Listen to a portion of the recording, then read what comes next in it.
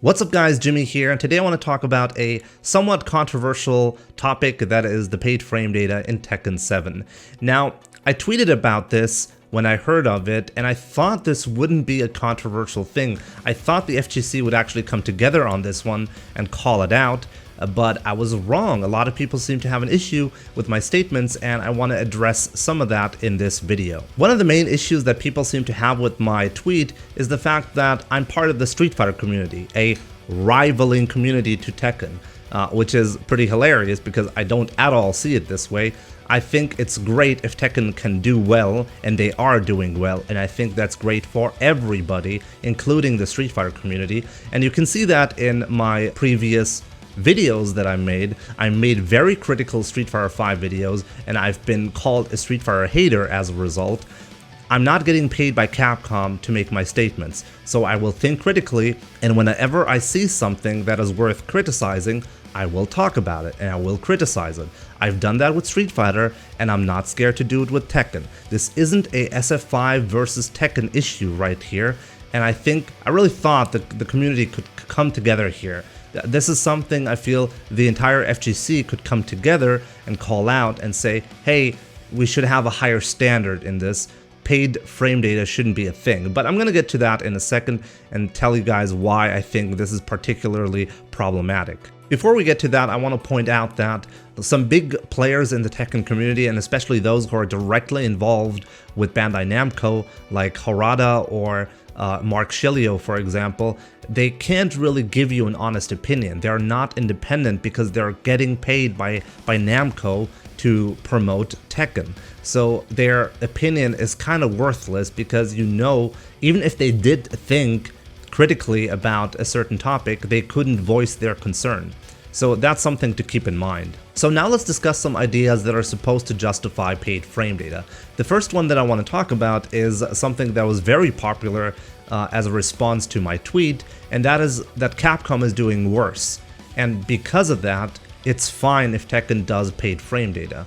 I think this is an incredibly disturbing argument because you can basically justify everything with this sentiment, right? I'm not even disagreeing. I kind of agree with the statement Capcom is doing worse. Or in general, SF5 as a product, if you compare to Tekken 7, there's so many things that Capcom really didn't do properly, and they were all worth criticizing, and I was there every step of the way to criticize Capcom, but that doesn't justify paid frame data. So that's not an argument in my opinion. Next up, we have the classic excuse that big companies put out whenever they want to defend crap like paid frame data.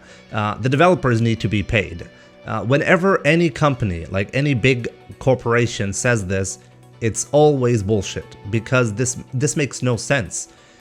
Developers don't get paid through DLC sales. That's kind of ridiculous. For a big company, big companies, obviously they have contracts with their developers. Those are just regular employees for the company, and they get hourly wages. They don't get paid through DLCs. That's kind of ridiculous. Maybe like the managers, maybe they get like bonuses if they meet certain sales predictions or something like that. Yes, stuff like that exists, but generally the developer, the people who are actually writing the code for the game, they're not seeing anything from the DLC sales. They're getting their hourly wages and that's it. So this is a pathetic excuse. And by the way, this is especially true because there's lots of content that gets out to a game, including Tekken, that is free. The Bearded Man DLC that is gonna come with the frame data is free. So why didn't the developers need to get paid on that one? Like, was there really somebody that worked on that DLC that didn't get paid? No, obviously the person who worked on the Bearded Man DLC is getting paid. So this argument makes no sense. Another argument that I hear all the time is that it's only $4, so it's not that big of a deal. And this one gets kind of close to being a relevant argument, but if you think about it, it is not about the price tag. It's about the fact that it has a price tag, not that you're not getting your money's worth. Every other fighting game, every modern fighting game gives you frame data for free. It's a basic feature that every player should have access to, and it's being chipped away and sold separately as DLC. that's the issue. If it was 1 cent, it would be equally an issue. The last argument that I want to get into is the idea that because of how Tekken is built, putting frame data into the game was actually a lot of work. People have even said that it required a 100-man team to do this, which is absolutely wrong. Like, I'm a software developer myself. There's no way they needed a 100-man team to do frame data.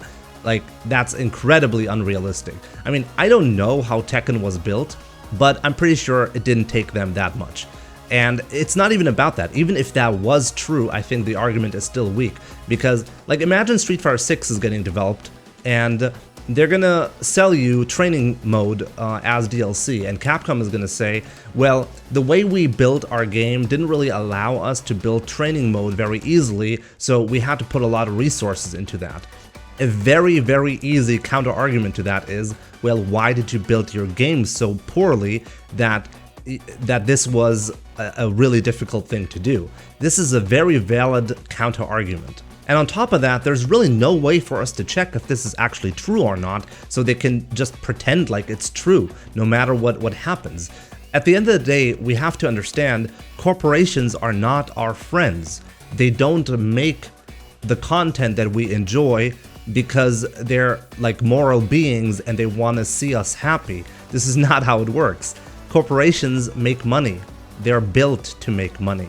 And if they can chip away a basic feature to make more money and get away with it, then they will exactly do that. This is why it's so important to complain about this topic in the first place. It sets a dangerous precedent, and this is exactly where we need to tell corporations like Bandai Namco or Capcom, it doesn't matter, this is not about shitting on Tekken or like pretending like Street Fighter 5 is the best game. No, I'm not a Street Fighter shill. We have to come together as a community here and say, this is not acceptable. Frame data is a basic feature. It's in every other fighting game, even indie titles. Put it in there for free. Why can this not exist in Tekken without asking for money? This makes no sense, and a company shouldn't get away with that. So yeah, that's all I have to say on this topic for now. There's a lot of angles that I didn't even touch on this, but I'm pretty sure the video is already long enough for people to be annoyed by it. So I'm gonna stop rambling right there. Let me know in the comments down below what you think about this topic. This is a very interesting one, and I'm very curious. By the way, I always read all of the comments. If you comment on my videos, I will read it every time. I don't always respond, but I want to let you know, if you have an opinion, I will always hear it. So please let me know down in the comments below. So thank you guys for watching, take care, and I'll see you soon.